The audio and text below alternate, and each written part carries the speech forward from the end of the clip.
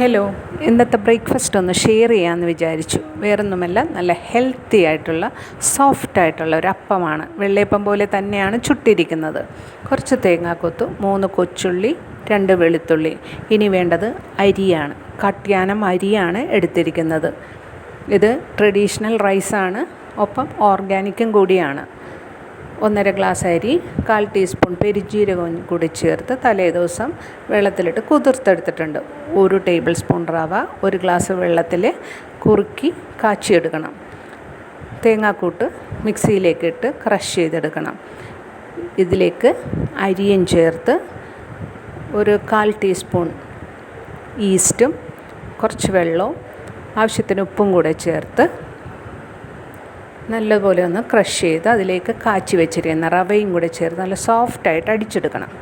ഇത് 1 മണിക്കൂർ റെസ്റ്റ് ചെയ്യാൻ വെച്ചതിന് ശേഷം നമുക്ക് ചുട്ടെടുക്കാം. അപ്പോൾ ഇത് പൊന്തി വന്നിട്ടുണ്ട്.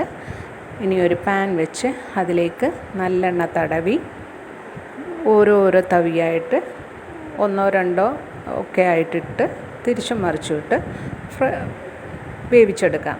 ഇത് തിരിച്ചു മറിച്ചിടുമ്പോൾ കുറച്ച് നല്ലെണ്ണ തടവി കൊടുക്കണം. ഇത് ഡയബറ്റിക് ഫ്രണ്ട്ലി ആണ്, ലോ ഗ്ലൈസമിക് ആണ്, ഹൈ ഫൈബർ, അങ്ങനെ കുറേ ഗുണങ്ങളുള്ള ഒരു റൈസാണിത്.